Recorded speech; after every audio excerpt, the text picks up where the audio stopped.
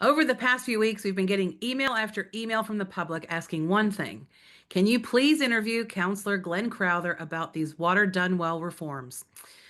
With a major public meeting set for this Thursday, the community wants answers. Today, we sit down with Councillor Glen Crowther to unpack what's really going on behind the scenes of the proposed multi-council water organization. This episode is for anyone wondering, what is local waters done well really? Who will control our water in the future? And are we losing democratic oversight of one of the most essential public services? Glenn, thanks for joining us. Thanks, Erica. Very welcome. So, can you briefly explain what Waters Done Well is and how it differs from the earlier Three Waters reform model? You've probably asked the wrong person if you want briefly, according to my colleagues. It starts from 2 points. We had the fairly well-known Havelock North incident where there was a major problem with their water supply that led to serious repercussions. As a result, councils have to do things differently because we don't want a repeat of that with serious implications for people's health, people dying as a result of the water supply. So that was one starting point. The other starting point was more relevant to what we're talking about today. Since the local government reforms in the late 1980s, when the current councils were set up in 1989, they changed the funding model for water and wastewater in New Zealand. And so previously the government chipped in, just like it always has for transport. And we still have most of our transport projects funded half by central government, half by local government. That used to happen for water and wastewater. But that stopped. Over the years, that coincided with, I guess, a bit of a lull in immigration. But as we picked up the immigration numbers in the last decade or two, pressure on certain councils, the so-called growth councils in areas where population has grown so fast, has become immense, and that councils have to borrow the money, put in place the water and wastewater infrastructure, and then houses can be built for this new growth. We've had massive growth here in Tauranga. The same has happened in Hamilton, Auckland, Christchurch, and other locations. Growth councils found they couldn't borrow enough money comfortably to put in place all their water and wastewater facilities and also keep going with other spending that's needed to cater for growth, do all the other things a council needs to do. Whereas a company tends to be able to just go to the bank and negotiate to get the amount of debt they want to for a particular project, and they typically look at the return on the investment. With a council, they're regulated, so up until recently, we could only borrow 2.8 times our annual revenue. Fast forwarding, the current government changed that for growth councils to 3.5 times. Keep that figure in mind. However, the previous Labour government thought, well, that's not the whole solution. There was a need to drive efficiencies in their mind, and looked at overseas studies. The infrastructure experts in New Zealand had sort of looked at the Scottish water model and other models around the world and said, we need to have big scale water companies, basically. We don't want to have every little council, all 67 councils running their own water and wastewater system. So they pushed forward the Three Waters plan, which was to look at water, wastewater, and also stormwater, and put those assets that have always been held for the public by the councils and put them into these large water entities, as they were called, and there would be 4 of them here in the Bay of Plenty. The idea was to have Bay of Plenty, Waikato, I think it was maybe Taranaki,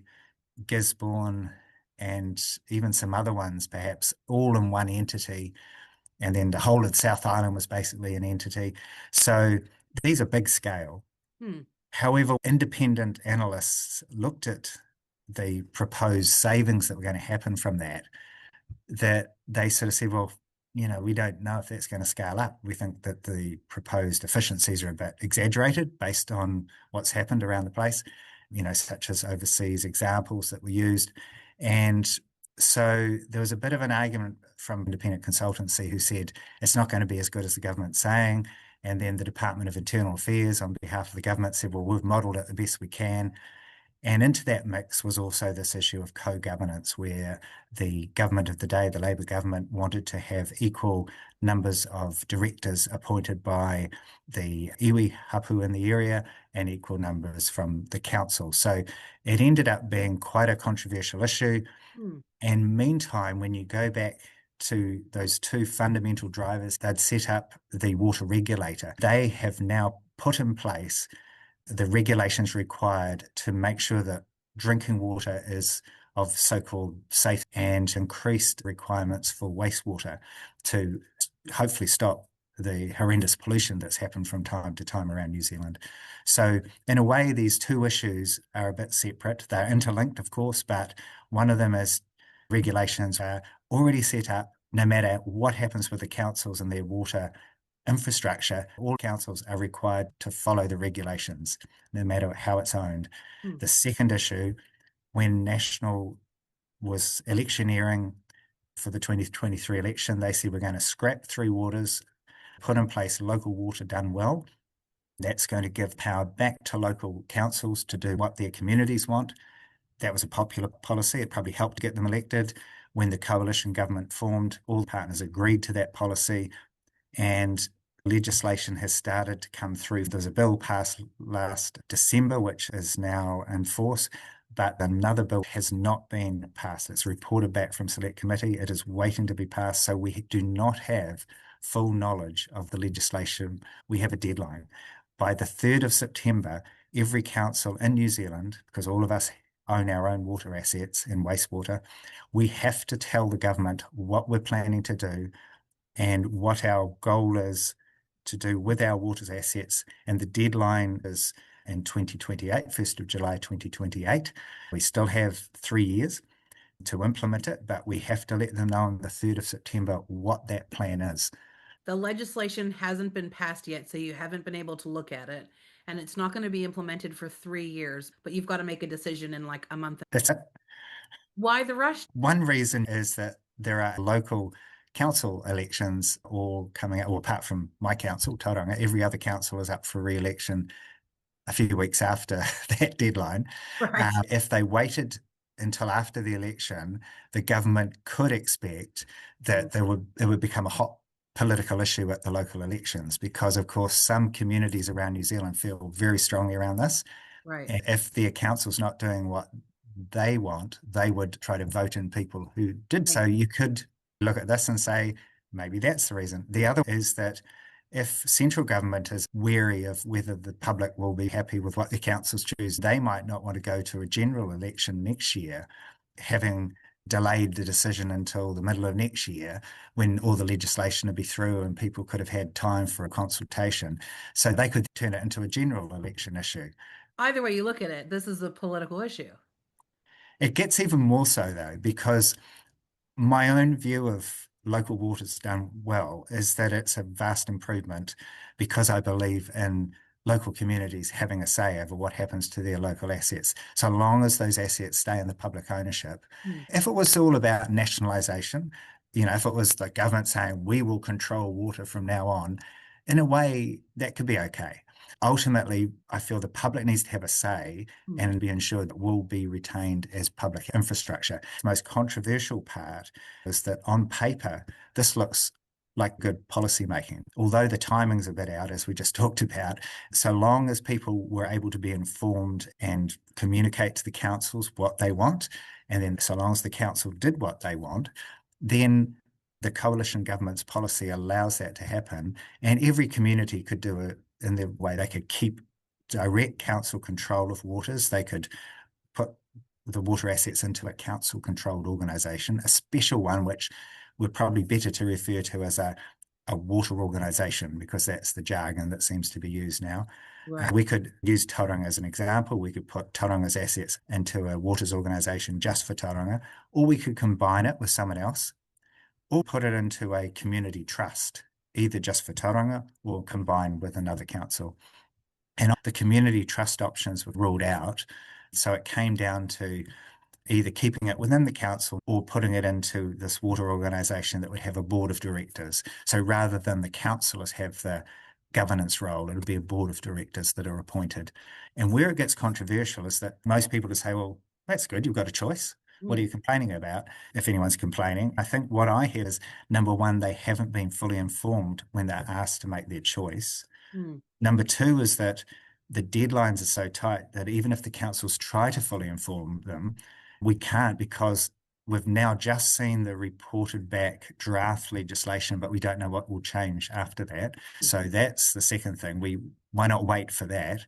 The third thing is, allegedly the Minister of Local Government and other ministers are allegedly saying something different to the mayors around New Zealand. And so we've had it reported from our mayor, and other mayors have confirmed to me they've also been told that what the government's really looking for is for councils to put their water and wastewater assets into a water organisation with other councils and appoint a board of directors to run it. Now, that's not what the legislation says. It gives a choice. It's not what the electioneering said. That was about choice. The public statements from the minister are, because he's saying that's fine for people to have a choice. And what's more, the government has said if the council has 50,000 or more water connections, which Tauranga has, then that's an optimal size. They're looking for 50,000 or more water connections to get the efficiency of scale. And if you want to put a population on it, they've put sort of around the 200,000. Tauranga is heading towards 165,000. When you do the sums, that doesn't quite add up for people in every household. So we're talking roughly Tauranga's in the sweet spot, but apparently there is pressure being put on here to actually put it into a multi-council CCO or organisation. If we don't do that, we're being told by the mayor we stand to lose our regional deal, our city deal, because the government will potentially pull the pin on that or delay it or not make it as good a deal. I haven't heard that from many ministers. I've actually spoken to one minister. I've talked to other politicians. No one's confirming that, but that's what we've been told explicitly. I've been assured by a couple of other mayors that is indeed what's happening. There is quiet pressure being put on, just, it sounds like, to the mayors or other senior people. I'm hearing similar conversations from other elected members where they feel a lot of these issues are really political, and they're feeling that staff are being influenced, mayors are being influenced to go a certain direction, and that their role as a councillor no longer feels like they have a real say. It feels more like a tick box, like, yep, we've done this. We can tick that off. We've gone for consultation. Do you feel that way?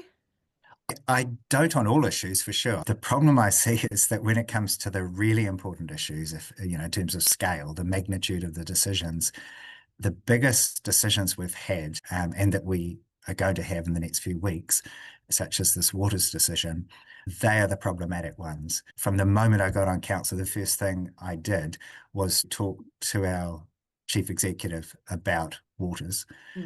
One of the first things I said to the mayor after being elected was about waters. I discussed it before the election with him because I knew it was so important. I, have constantly been trying to get information. It took many months for that to come through. From the moment it started coming through, I realized that was a preordained direction we were heading in. Now, I'm fine with that if that's the will of the majority of my colleagues, up to the point where we go out and consult. When we went out to consult on this in late March, we knew more than we conveyed. But secondly, we also consulted before we had enough information to figure out what we really wanted to do. So when that consultation happened, I was sort of thinking, right, up to here, yes, there was a certain preordained direction, but then we need to own it from that point on.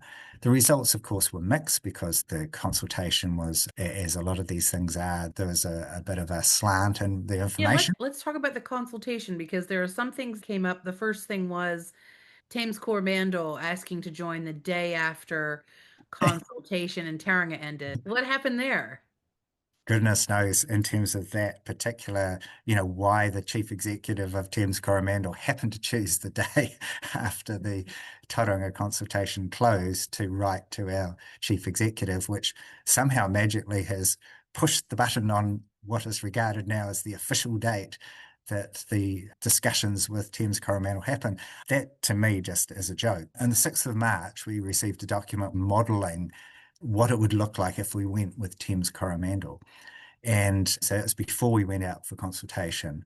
I asked why Thames-Coromandel? They're outside our region. We had heard Hamilton was who we were talking to. They suddenly dropped out. It didn't make sense. And we were told, oh, because we've had a look at all the prospective partners and they looked like they would be one of the best ones to go with. And I asked why, and it was because of the debt headroom. So they don't have a lot of debt. You might remember earlier on, I sort of said, one of the reasons for doing this is to get more debt. Now, if we keep it on our own, we have to be quite disciplined in terms of how much debt we take on for other projects, because we're going to need a certain amount for water and wastewater when I say waters. And if we spend too much on other things, we'll run out of headroom, which means would have used so much debt for community facilities and things, and maybe transport, that we don't have enough for waters. Now, one of the ways through that, according to our staff, was to partner with a council that had more debt headroom. Thames-Coromandel is one of those. So that's the reason given. I thought, well, that makes sense. If you buy into that logic, you go with the ones who'll give you more debt. There's a proviso, of course, they are pretty small. Although they have a lot of debt headroom per person, they don't have many people. We won't solve all our problems because we're much bigger than Western Bay Council, we're much bigger than Thames-Coromandel. We will still have the bulk of the debt headroom and the debt and everything. That's because we're the biggest. They will give us a significant amount of collective debt headroom. How that's then apportioned between the three councils, who needs to use it, that's another question we haven't even got to talk about yet.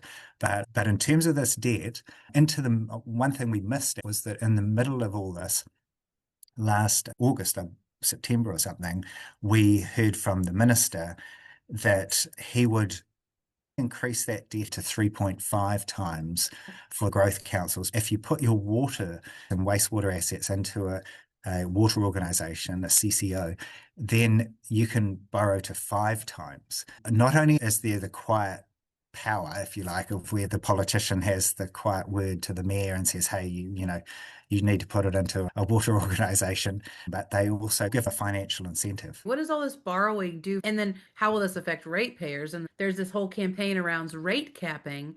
If we do get rate capping, Yeah. do these play into this? Well, this is the whole thing.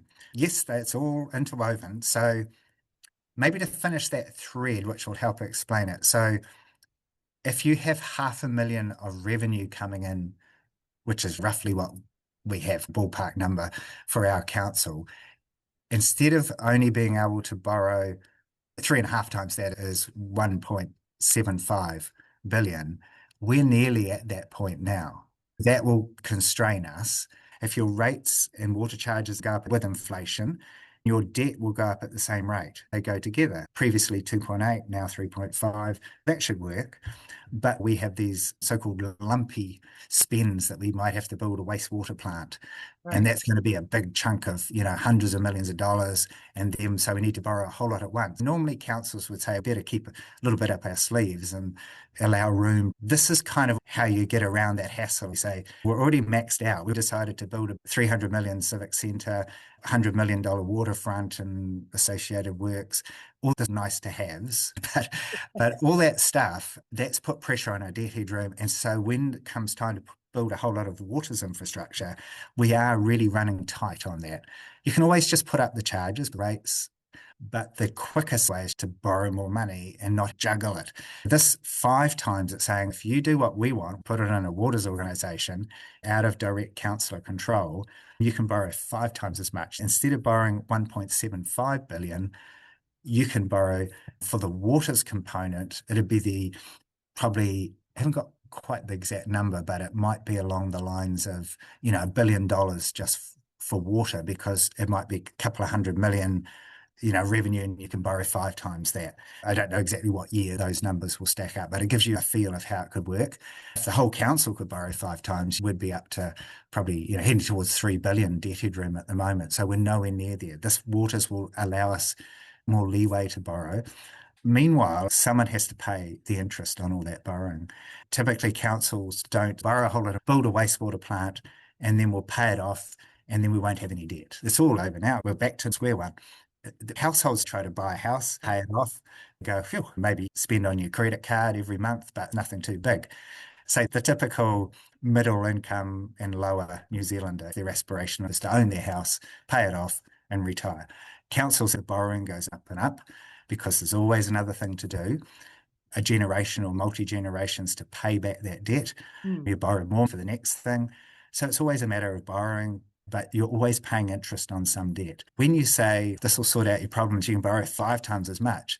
Yes, you can, but you can borrow 5 times as much and pay 5 times your revenue and interest. Everything you build, you have to allow for depreciation, operating expenditure, maintenance costs, and planning your renewal. It might last for 50 years, and then you build another plant to replace it, or you put in pipes and they might last for 50 years and you're replacing the pipes.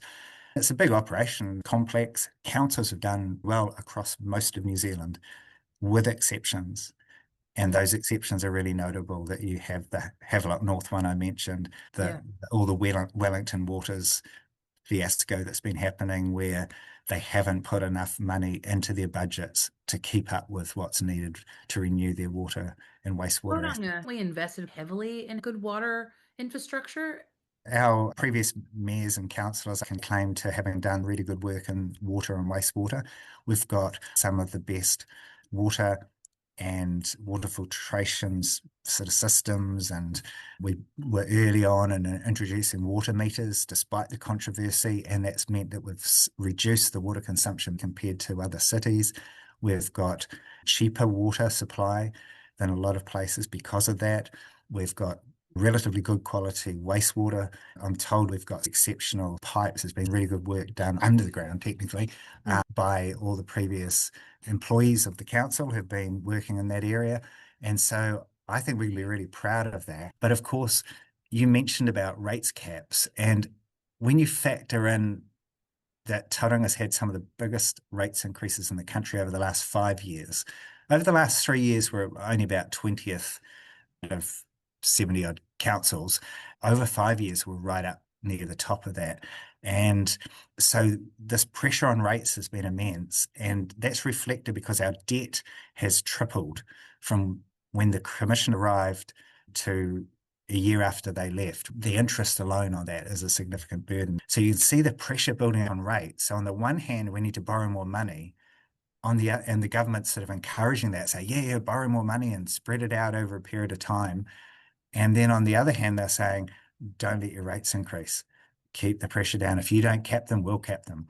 So we're looking at it, and I certainly look at it and go, well, what are the pressures on our rates? Some of it is, just the everyday sort of operational expenditure, but the biggest single thing, and this is confirmed by our chief financial officers, is building things, whether water infrastructure, roads, or community facilities, having to pay interest on the debt you borrow to build those things. Hundreds of millions, billions of dollars. As a general rule of thumb, what seems to be the unofficial guide is you average it out at maybe 10% of what you spend on the capital every year for interest, depreciation, and running the thing. So if you borrow $500 million, say, and then you splurge it out on building some new waters infrastructure, that's all cool, except you've probably got 50 million extra a year to recoup. And when you've only got 60 odd thousand ratepayers, you're talking about, you do the sums and you go, oh, 50 million, you can kind of almost do it. If you imagine it was, say, 60 million divided by 60,000, you go, oh, that's like $1,000, and you're sort of doing that in your head and going, this can get serious quickly. Those are the things the government has not really solved. It is trying to improve local government, but growth is putting immense pressure on.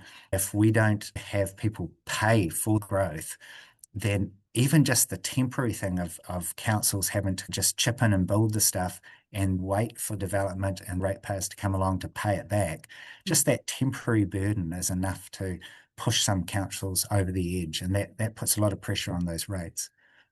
Do you believe if we go into this multi-council governance structure of the waters, how do you think that will help with accountability? What's the difference? It is a special kind of CCO, council controlled organisation. So it's unique to these waters organisations. They'll probably talk about it more as a waters organisation.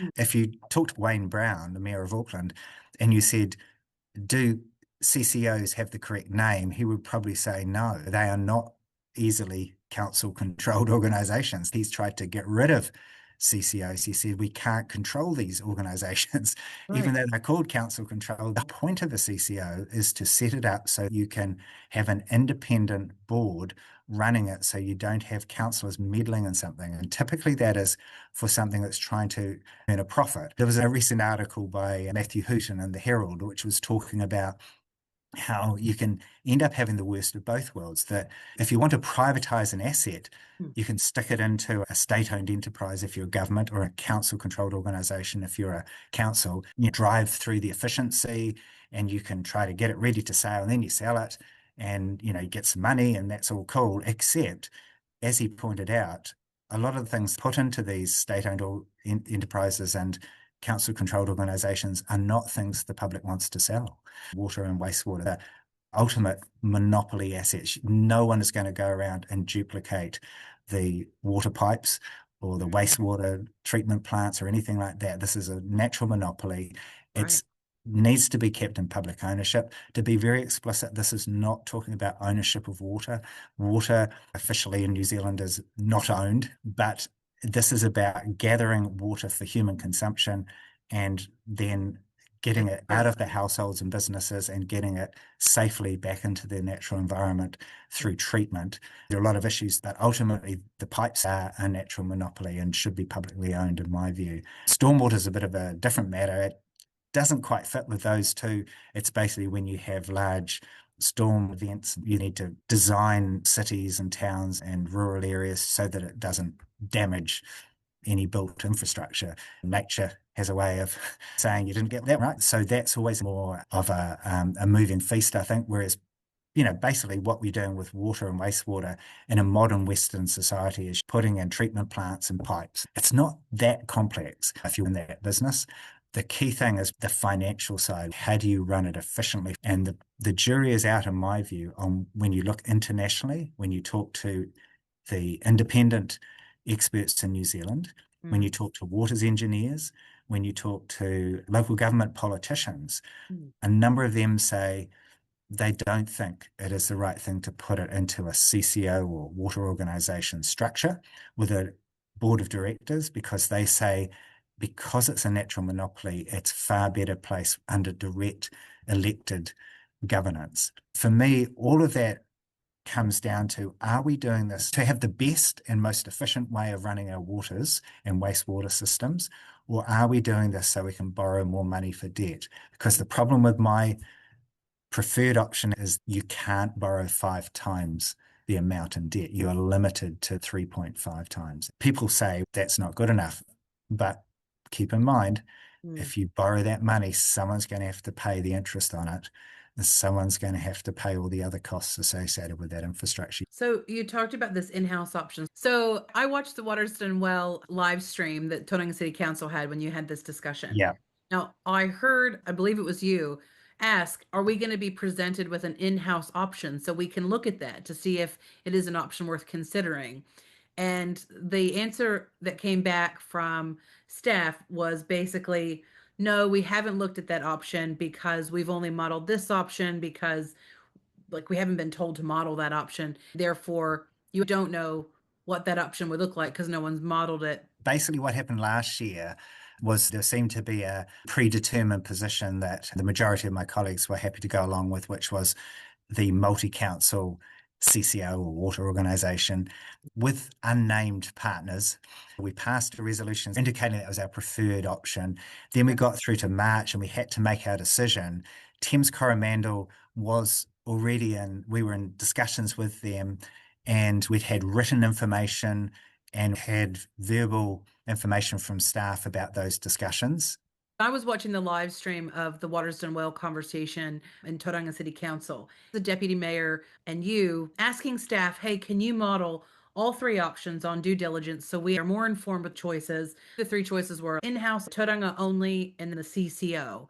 And I believe what kind of came back was something around the lines of, no, we've only done your preferred option and we're not going to do those things. Yeah, no, that's right. So yes, so basically we went out to the public in late March and said you can either have it in-house or in council, direct elected control, a Tauranga only CCO or water organisation, not partnering with anyone else, which interestingly was the most efficient probably financially, but then you've got this government preference for multi-council. So that was the third one, which was stated as our sort of proposed option if the public liked it. And the public came back and their views were split. And because the public's views were split, partly because they weren't well enough informed, no reflection on the public, just on we didn't give them the right info. It was interesting, not only with the public split, but our councillors have different views. We're not all sure which is going to be the best. We're slowly having the financial analysis sort of drip fed to us as it's worked out because the staff are under pressure, time constraints are tight. And so we're really sort of saying, can you just go through and once we get to the 3rd of September, just keep they're going to do a whole lot of due diligence on whatever option we choose. And we're saying, well, even if we sort of have that as our stated preference, keep doing the due diligence on the other options. We're not sure. You can change your mind for a year afterwards. So until we see the numbers, until we see how it stacks up, we don't know what we're going to really want. So it's a bit of a punt at this stage. And maybe we'll be lucky and that'll be the best one. But there are a few strings attached to this. And so we're going, well, surely you could model all three. And they're saying no, because it would cost too much money and time for the staff resource needed. Now, when I thought that through, I thought, I don't know if I buy that because ultimately what we're talking about is the financial ramifications. We're talking about the cultural or particularly the iwi hapu relationships between the different areas and the implications that that might have in terms of water consents and all sorts of other things where we have a key role. And then the legal or structural parameters, which are, for instance, the fact that Thames-Coromandel is in a different regional council area. What are the, what does due diligence show, particularly if we're going to have regional planning? We'll have regional plans for our waters organisation if we go with them. To me, that's complex. We need due diligence. When it comes to comparisons, we already know a lot of the due diligence around our in-house council. That shouldn't be hard to give us as a direct comparison. And then with the CCO for Tauranga, I thought because the mayor and others are talking about everything will be ring-fenced, even if we keep our waters within the council, we have to ring fence it. Everything that we charge for waters has to be spent on waters, either water, wastewater, or stormwater. Similarly, if we put it into a multi-council CCO, we could have it ring fence for Tauranga only. So we could say we're not going to share all the money Tauranga ratepayers pay for their waters, even though it's going to a CCO, not to the council, it will be ring fence for Tauranga projects. There's ways we could have gone through that, even if it costs more money.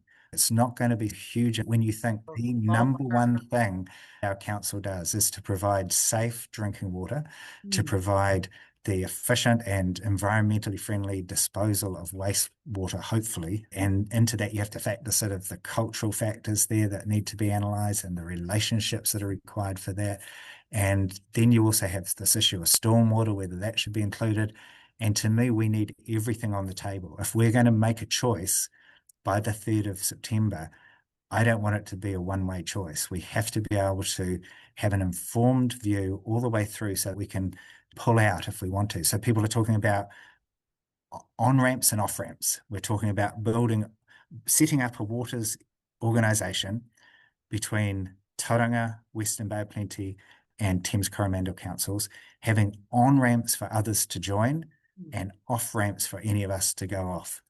I've used an analogy, which is we're signing a commitment agreement before the 3rd of September. It's a partnership agreement and a partnership commitment agreement. You can start thinking in terms of long-term interpersonal relationships and go, at what point do you sign a commitment agreement? The analogy I've used is it sounds like we're in an arranged marriage and we're being asked to sign the commitment agreement. We haven't met the prospective partners. We might have two, we might have one, we don't know.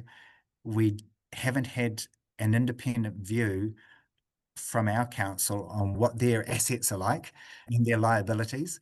And we've had no direct meetings with those other councils. We're the governance of our council. We're the ones in charge of our council. We have not formally met to discuss this in person with them. We've had one Zoom session, the mayor and deputies in the mayor's office having a chat, and we were watching. But ultimately, like any relationship, you need to build that relationship, figure out if you think it's going to work.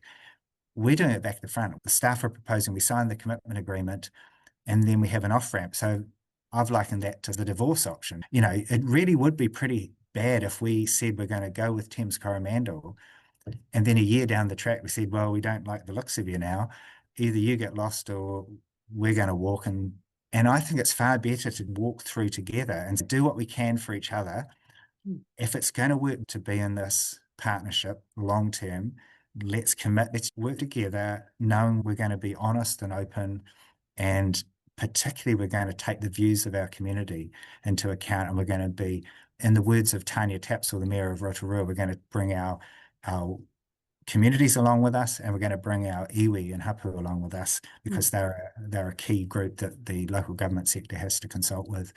If they can't do that, her view was we need to slow it down. I can't see a downside. We will make a decision by the 3rd of September as required by the government. Our decision will be what Rotorua decided, which is to keep it in-house, in council control from 3rd of September until, and we can pick a date, but it could be the 1st of July 2027 or 1st of July 2028. That would buy us months of time to do our due diligence. We would be telling the government, honestly, this is what we're thinking of doing still. We're thinking of going multi-council. We could all be partners if it works out. But unlike the approach that we've been told to do, which is to sign the agreement and then get a divorce, Yeah.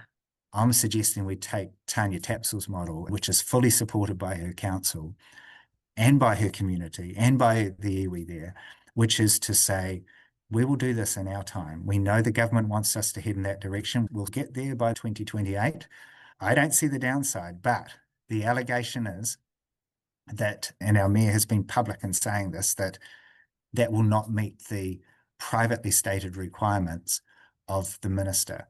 Behind the scenes, they are wanting us to move quicker and commit to a multi-council CCO so that when we get our regional deal, we will have committed. It will be hard to back out. I'm saying you can think whatever you want, central government, and you can do whatever you want because you're the ones who have more power than us. But my job is to do what our community wants. And at this stage, our community is split. I believe we could get to a win-win situation if we move at our pace. And in terms of other downsides, there are none that I see. I spoke to Ken Turner. He's an elected member up in Auckland. Yeah. One thing he said was when he came in as a councillor, it was like one end had a carrot and the other end had a big whacker. He said that's a good analogy for what you're saying. The regional deal's the carrot, and then you've got that whacker in the back to say, but you have to do it this way. I like carrots, but the regional deal is not a very appetizing carrot at the moment. It's highly unlikely the government will pump lots of money into this region. They're already committed to major roading projects. They're already committed to doing some other things here. And unless we can get some more schools or unless we can get some more social housing, to me, the regional deal is not the big issue. The big issue is what we do with our water, because one of the biggest pressures on ratepayers and one of the biggest pressures for our city in the future is water and wastewater and stormwater. And the single biggest issue that came out of the Tauranga City Council sustainability stocktake was water. We have lots of other problems, but in terms of the longer term, that is the single biggest constraint for Tauranga. Two questions I didn't get to ask. One came through Facebook from someone named Mary. She said she wanted to know what happened to the 390 submissions. It's more like 290. There's been talk on Facebook of it being 300 or more. I think I put just under 300 out because I couldn't remember the exact number. Yeah. But basically, there were 10 questions on the annual plan and Water's Done Well survey. And that 10th question was the most crucial question, is what do you prefer, in-house, Tauranga only CCO or multi-council? It's the one I looked for first. I wanted to see the results, and we got the initial 300 or 400, first 300 or 400 submissions, and there were hardly any answers to that. And they said they had just, there'd been a glitch, an IT glitch, and those never came through. Every other question came through, but that one did not. So I know the conspiracy theorists are coming up with all sorts of reasons. I have no idea. It's incredibly frustrating because we were desperate to hear what people thought. I guess what it means now is we did not find out what, say, just under a third, let's say, maybe somewhere over a quarter of the people who were submitting had thought about that issue. And secondly, in retrospect, with this whole Thames-Coromandel District Council issue, we never mentioned them by name, and it is now blown up to be a big issue. And we've got people who are supporting a multi-council CCO coming into our council chamber in one case, or contacting us saying, we know we supported that, but we do not support you doing that without going out for consultation again. And iwi and hapu are getting engagement. I wouldn't say consultation, they're getting engagement now. The rest of the public are just going to get presented with some information in a meeting. You've got two meetings. One, you're putting together a community meeting, date, time, and place to be confirmed. You're looking for a place. Yeah. I hope to do something in Rotorua, which is my local ward, just so anyone who can't make it, I've had a number of people say they can't make it to the meeting on Thursday, 24th of July, which the council's putting on. It's a 1 hour session at Waikato University at 5 p.m. Anyone who can should make it there, and I'm sure there'll be some question time. But there are other people saying they can't make it, and there are some people saying they want to have a bit more time to ask questions. So I'm happy to put something on. The big thing is if anyone has concerns or a view, share that with the elected members, the mayor and the council. All our email addresses are on the website. I think the most powerful thing is to share what you would like to happen. I've made no secret of what I want, but at the moment, I don't think there is necessarily a majority of people who are favouring to do what Rotorua has done and to say we will keep it in-house until we've done our due diligence. I think the default option is still that we will push go, sign the commitment agreement, announce the partners, and then just do due diligence on one of the options. And once you get to that point, I think it'll be very hard to roll things back. Several mayors, including those from Potiki, Kaurau, and Whakatane, signaled strong opposition. I saw something in the Herald with them all together saying, we're not going with this plan. What are they most concerned about? That media statement, because I know all those mayors and they're wonderful people and they are very thoughtful, experienced people in local government now. Their concern was really around council amalgamations because we've talked all about waters, but there's so many layers, it's so hard to condense it without wanting to open a whole other can of worms. If you were to have central government come in and either forcibly or by gentle nudging to get most councils to put their water assets into a waters organisation, along with other councils, then you have to look at what's left. So again, Tauranga is big enough that we would be okay. We would have a large transport program, would have lots of community facilities. But if you take a council like Kawerau, they hardly have any roads. They have a state highway running through it and they have a few local roads. The only thing that's of any significance is really their water and wastewater and stormwater. If you get rid of those, you have one of the tiniest councils in the country and you have just a tiny little portion of it left, which is community services. That probably wouldn't stack up as a viable entity. The mayors of those councils were responding to my mayor taking the lead on amalgamation and suggesting that we need to move to unitary authority, which means no more regional council. And that's something that some government ministers have talked about. One council for the Bay of Plenty, or at least no more than three. Western Bay of Plenty, Eastern Bay of Plenty. These mayors were responding to the call for an Eastern Bay of Plenty council with some representation for each of their three areas.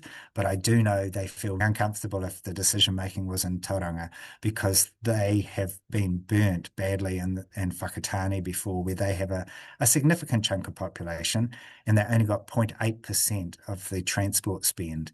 Rotorua has got 21%, I think it is, of Bay of Plenty's population. They got 1% of the regional transport spend. So that was because of the power exerted by Tauranga and Western Bay of Plenty supporting that to get most of the spending in our part of the region. So as a Tauranga person, I could say, fantastic, we've got most of the money, but I was part of that process. I wasn't a voting member. I was a non-voting member of that committee, an advisor.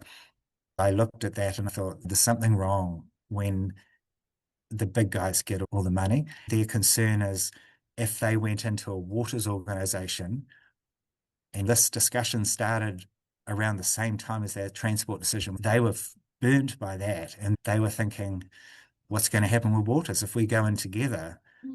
What are we going to end up with? All the money will be spent in Tauranga and Western Bay and not in the Eastern Bay of Plenty. If they do put their waters separately, if they get merged into a big council, that will be no good either. It's a really fraught issue. One of the things that I think gets overlooked, and it's something the Whakatane Mayor brought up, is that the evidence shows that bigger is not better. And I've done a lot of reading about this. I've talked to a lot of people who know a lot more about it than me. And when you look at the evidence, there's a report by the Infrastructure Commission, which is worth digging out if interested. Tauranga is a significant local authority by world standards. Right. Now, we're just a little city in the scheme of things. People talk about, oh, Tauranga needs to be a metro city, one of the great cities of the world. And I think, what a lot of nonsense. We're just a little tiny little speck on the map. We have a reasonably big council already because there are cities overseas that have maybe 20 councils within them. Auckland is actually an unusual thing where they have a big, effectively like a regional scale council running their city. But if you look closer, they have these community boards within that. So each of those community boards is like the size of Tauranga. So it's effectively just like Tauranga Council. Some of the most successful countries, like in Scandinavia, have more councils per head of population than New Zealand. This rush to amalgamate, to put your waters together, to make it more efficient, there's a lack of evidence to show that. And I'll say one more thing on this, which is that at the same time that, let's just say at the same time that a number of people in my council are arguing that we need to amalgamate with other councils to drive efficiency because bigger is better and the scale will make it more efficient and keep the costs down for ratepayers. We're effectively arguing to do the exact opposite with waters. We're effectively saying we will drive efficiency by dividing that up and separating out the waters, putting it in a completely separate entity. And when you look at what we consulted on, we said most of the efficiencies will not come from working with other councils. The vast majority of the benefits were going to come from separating out waters from the rest of the council, putting it into a CCO, having a new chief executive, a financial officer, a COO, all the executive suite, to have board of directors, pay them, to have people on the council liaise with the water CCO, have people on the water CCO employed to liaise with the council, because it'll just be like we do with the transport agency. They have people to engage with us, we have people to engage with them. So we're paying extra people and we don't have the direct elected control anymore. And we're putting the case to say that's more efficient. We're using two arguments and they don't, it doesn't make sense. We're arguing both things at the same time. So from where central government is at the moment, if there was no political pressure exerted, there is scope for communities to do what they want. And in our case, the people of Tauranga and the people of Western Bay of Plenty and other parts of them could all make their own decisions. The mayor said they could redo their water system 4 times and still have less debt per person than Tauranga. They're not going to do it 4 times over, that's for sure. They're just doing it once at the moment. That will last them for many years. They've decided to keep it there. If they're allowed to, in a way, this whole thing could blow over and achieve 2 key things. One, we will ring fence our waters revenue and our expenditure. And it's an interesting sideline that in Tauranga's case, that's probably be very helpful because a few years ago, our current chief executive decided when there was a leaky building ruling against Tauranga City Council over at the Mount Maunganui, $29 million had to be found to pay out on that case. Oh, wow. Where did he get it from? He said, this won't cost ratepayers anything because we're taking the money from the Stormwater Fund. It was a fund the former councillor, John Robson, had helped to establish for situations. So after what happened in Tauranga about 20 years ago when there was a massive storm and there were major problems with stormwater, and the councillors agreed to put in a fund. Our chief executive said he would take that 29 million from there. And even that, you could argue, if it went through the right governance process, that's the choice they made. But to then tell the public there was no cost to ratepayers as a result, I'd like to have him there if we get another storm event where we need to spend money on it. I've had some small ones recently. Yeah. Talk to the people affected and say, how would you feel if we had a stormwater fund there that we could use to help there? So, this whole issue of ring fencing is important, and I think the government's got that right. The previous government set up Taumata Arawai to regulate water quality and the wastewater standards. There are issues around that. There are scientists who say they're not very good standards. That's a separate issue. What we're talking about now is, do we want that debt capacity? And that's really what this argument is about. Or would you rather have it in direct control of elected councillors? To me, that's the main polarity in this decision. Which is more important, having the ability to borrow more money Or and the have to ability pay off more? And whatever happens, I'm very hesitant about putting stormwater in, because stormwater includes things like playing fields, reserves, the Carmichael Reserve, a massive wetland area. That's stormwater Oh, facility. really? We decided not to put the ownership of that reserve in, but then we get into some of the drains. In my area, there's a park in Judea where it used to be a wetland and it's now playing fields, drains were put in. The idea is some of those drains will go into ownership by a CCO, which could be a CCO that ends up having other Bay of Plenty councils or Waikato councils in it. How do we manage that little drain that goes down by this playing field? Right. You get into all sorts of complex issues. When you're just dealing with a water treatment plant and some pipes, it's much more straightforward. Stormwater is very complex. And worse still, probably the worst thing is that if you put stormwater into one of these water organizations, you cannot charge people on the basis of property rates, which means people now who are living in a low valued property, they might pay, $300 or $400 a year for stormwater. All of a sudden, they might be facing a charge like $1,000 a year. Wealthy properties, their stormwater charge could come down, and low value properties, theirs could come up. The Because best it's way to not owned by charge it corporate. for the company will be a flat charge, like council does for wastewater. In a normal house, you pay $786, I think, from memory, every year. For water, you pay the same.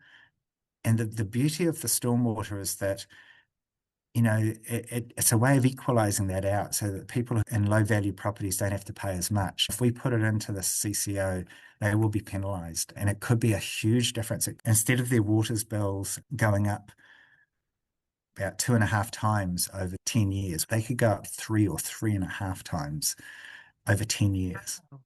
So, this is a huge issue. It's going to dwarf other things with rates. The rates cap could apply just to council rates. So the government could say, we're introducing a rates cap, but it will only apply to the council.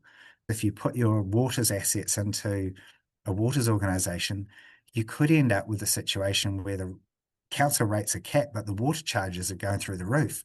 We're forecast to put those up 10% every year, Wow. year on year. Now, they could go up even more if stormwater is included. So we could be talking double figure increases, massive. Wow. We could be talking even more than that. This is such a huge decision. I can't believe the rush on it. I now understand it a lot more. Thank you for always speaking up and speaking out and keeping people informed, especially in big, complex topics like this. One thing, just to end it, can you reiterate where the public meeting is on Thursday, what time, and what it's about? Yeah, sure. So the meeting that the City Council has put together on Thursday is at the University of Waikato in central Tauranga. It's an information session for an hour where there will be time for some questions towards the end, and it's updating people on what has happened since our consultations. The Mayor has been clear it is not reopening the consultation. This is more just an information sharing exercise at this stage. Hey, thanks for coming on, Glenn. I appreciate your time. Good to talk. You too.